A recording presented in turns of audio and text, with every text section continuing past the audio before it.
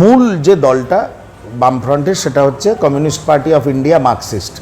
তাদের সঙ্গে আমাদের কোথাও ফাইট হচ্ছে না।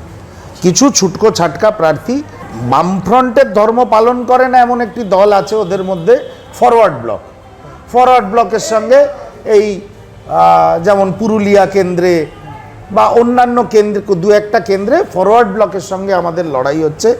সামগ্রিকভাবে বামফ্রন্টের সঙ্গে মুখোমুখি লড়াই জাতীয় কংগ্রেসের হচ্ছে না, কারণ বামফ্রন্টের সঙ্গে আসন সমঝোতা কংগ্রেসের হয়ে গেছে। ফরওয়ার্ড ব্লক এতটাই একটা মার্জিনালাইজড ফোর্স পশ্চিমবঙ্গে।